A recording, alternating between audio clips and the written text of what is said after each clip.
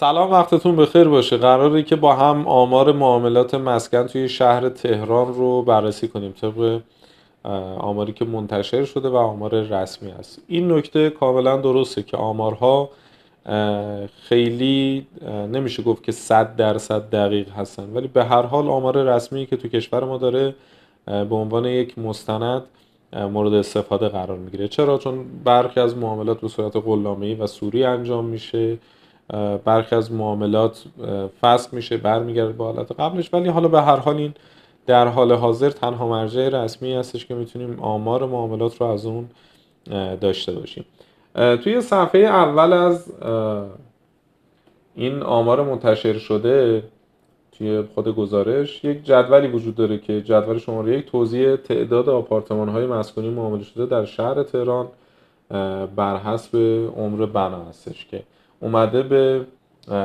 5 رده تقسیم کرده تا 5 سال، 6 تا 10 سال، 11 تا 15 سال، 16 تا 20 سال و بیش از 20 سال و اومده در رابطه با مرداد ماه 1401، 1402 و 1403 این آمار رو بررسی کرده همونجوری که میبینید و درصد تغییر اون رو نسبت به سال گذشته اومده نشون داده و اینکه حالا سهم درصدی اون به چه صورت هستش. به طور مثال برای ملک هایی که تا 5 سال عمر بنا دارند توی مرداد ماه 1402 نسبت به 1401 میشه گفت که ما منفی 65% کاهش معاملات رو داشتیم، یعنی از 2259 معامله در مرداد ماه سال 1401 رسیدیم به 787 معامله در مرداد ماه 1402 که این خب نشون میده وضعیت بازار به چه سمتی رفته و تعداد معاملات تا چه اندازه کاهش پیدا کرده. تقریبا میشه گفت که در حدود 1/3 شده مقدار معاملات. و توی مرداد ماه 1403 این آمار معاملات به 998 معامله رسیده که افزایش 26.8% رو داره نشون میده. پس اگه ما قرار باشه خیلی ساده و شفاف بیایم در رابطه با این موضوع صحبت کنیم که چه اتفاقی برای معاملات افتاده، میتونیم بگیم که برای سال 1402 تعداد معاملات ما کاهش پیدا کرده نسبت به 1401 و در سال 1403 نسبت به 1402 معاملات ما افزایش پیدا کرده. یعنی نسبت به پارسال وضعیت معاملات بهتر شده، ولی همچنان نسبت به 2 سال گذشته وضعیت معاملات ما خوب نیست و تقریبا 1/2 معاملاتی است که ما سال 1401 داشتیم. میشه گفت که تا حدودی بازار یه مقداری رشد اندکی رو نشون داده، معاملات بیشتر شده، ولی هنوز هم نه به اون حدی که باید برسه تا اینکه بگیم بازار در رونق هستش، به اون حد نرسیدیم. و این میانگین هم برای سایر املاک هم توی درصدهای متفاوتیه که برای املاک تا 5 سال و برای املاک 11 تا 15 سال در حدود 25% هستش و برای املاک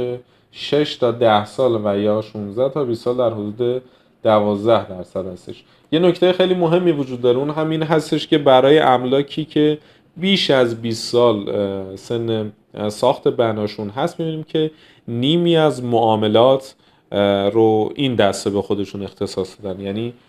نصف معاملاتی که انجام شده مربوط میشه به املاکی که سن ساخت بالای 20 سال دارن و این آمار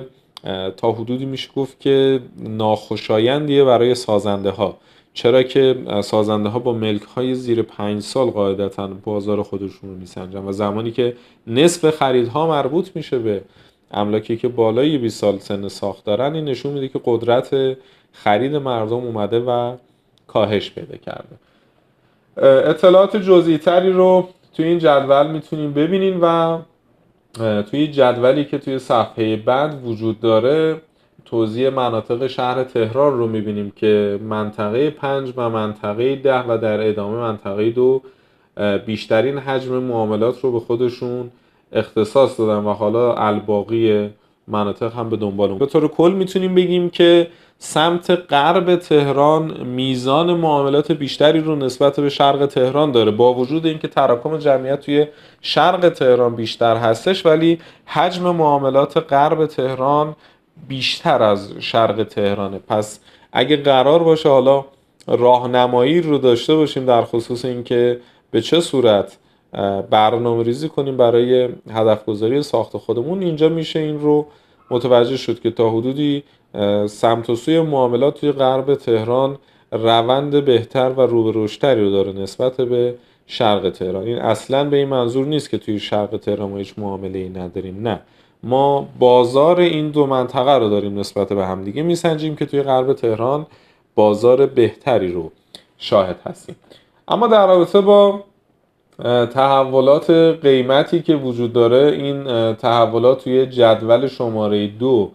که بحث عملکرد معاملات انجام شده است داره نشون میده که متوسط قیمت هر متر مربع نسبت به ماه گذشته 1,000,000 تومان افزایش پیدا کرده و نسبت به مرداد ماه سال گذشته در حدود 13,000,000 تومان افزایش پیدا کرده. توی مرداد ماه 1402 میانگین قیمت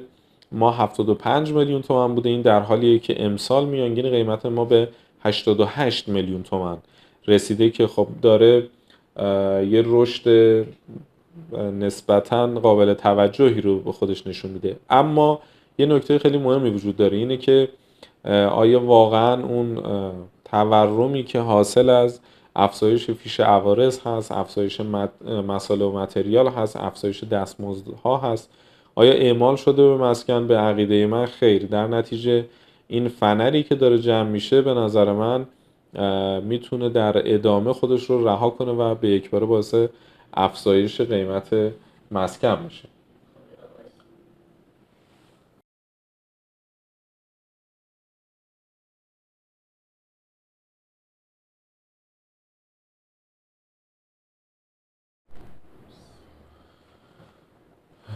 ای دل اگر عاشقی،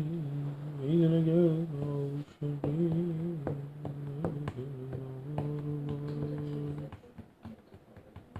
چی؟ نداره موضوعیت،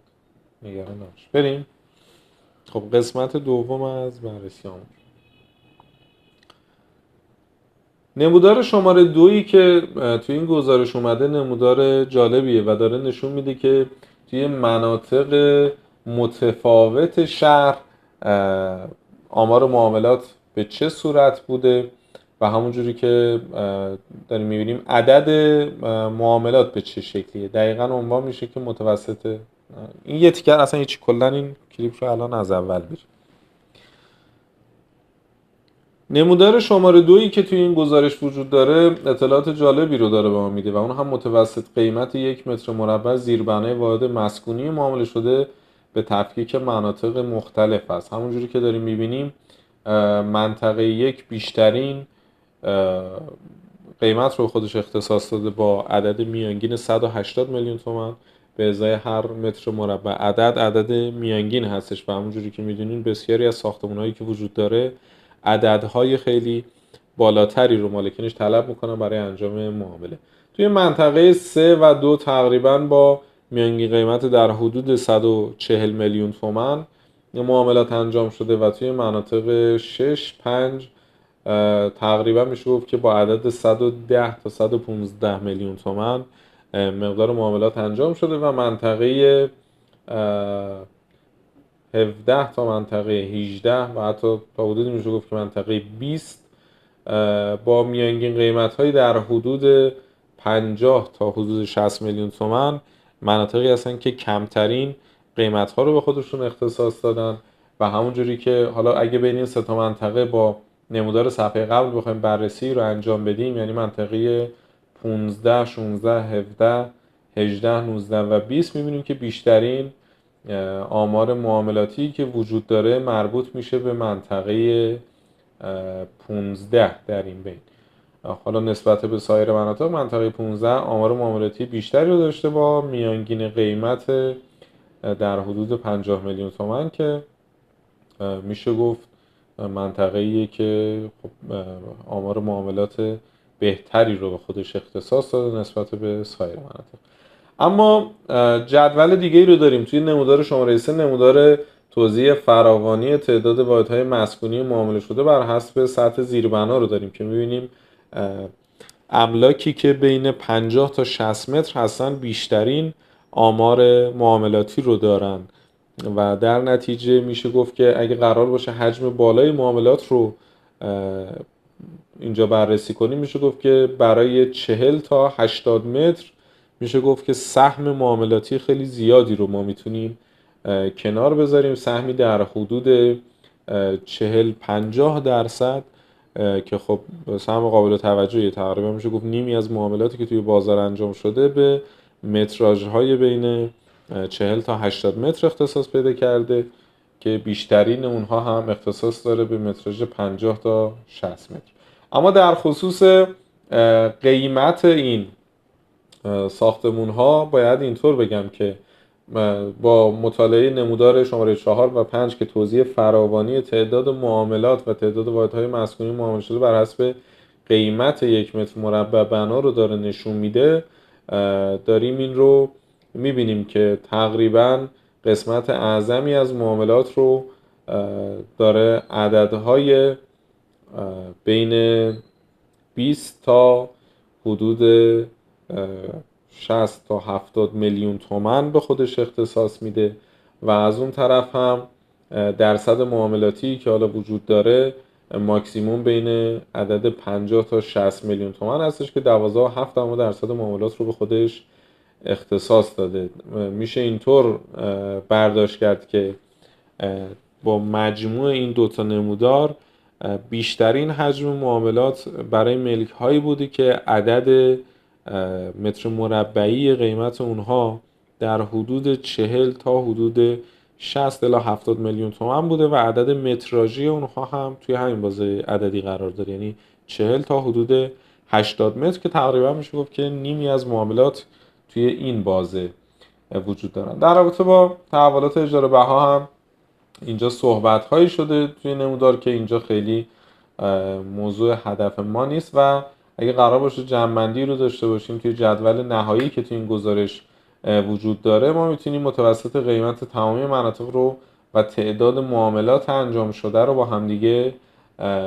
بیایم و ببینیم توی جدول شماره 3 و توی یک جمع‌بندی نهایی میتونیم ببینیم که قیمت ها نسبت به پارسال افزایش پیدا کرده، توان خرید مردم کاهش پیدا کرده، تمایل خرید مردم یا شاید بگیم توان خرید مردم به سمت املاکی رفته که بالای 20 سال سن ساختشون هست و اگه قرار باشه شما به عنوان سازنده برنامه‌ریزی رو انجام بدین توی بازاری که میتونید بیشتر بفروشید بر اساس آماری که وجود داره، پیشنهاد ما این هستش که توی غرب تهران و برای متراژ واحدهای بین 40 تا 80 متر برنامه‌ریزی کنید که بتونید با قیمت در حدود متری 60 تا 70 میلیون تومان اونها رو به فروش برسونید. این جامعه آماری هستش که شما میتونید تعداد فروش بیشتری رو در اون تجربه کنید. صحبت ما به هیچ عنوان به این منظور نیست که شما نباید ساختمان‌های با عددهای بالاتر رو بسازید، نه، همیشه این صحبت و این اعتقاد رو من داشتم هر آنچه که شما میتونید بفروشید رو میتونید بسازید. ممکنه شما ترجیح بدین که توی منطقه یک ملک 500 متری رو بسازید، یعنی هر واحدتون 500 متر مربع مساحتش باشه و بتونید اون رو به فروش برسونید که بسیار اقدام درستی هستش. شما باید بازار رو ببینید، باید منطقه و محدوده رو ببینید توی اون منطقه، توی اون محدوده چه خرید و فروشی انجام میشه، چه سبک ساختمونی داره خرید و فروش انجام میشه. شاید توی مناطق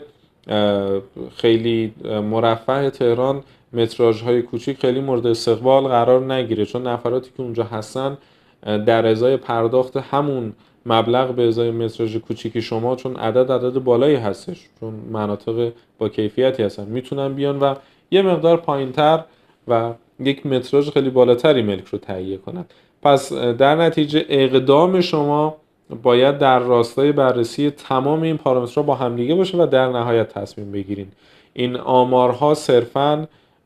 داره یک چراغ راهنمایی رو به شما نشون میده که اگه قرار باشه به این سمت حرکت کنید میتونید به چه صورت توی چه بازاری قدم بذارین و پیشنهاد دقیق و با تأکید من این هستش که حتما قبل از اینکه قرار باشه اقدام به ساخت رو انجام بدین از خود اون منطقه از خود اون محله دیدن کنید و ببینید که توی منطقه اون محله چه ملک هایی داره به فروش میرسه تا بتونید استراتژی درستی رو برای ساخت و ساز خودتون در نظر بگیرید. ممنونم که همراه ما بودین. شما رو به خدای بزرگ میسپارم.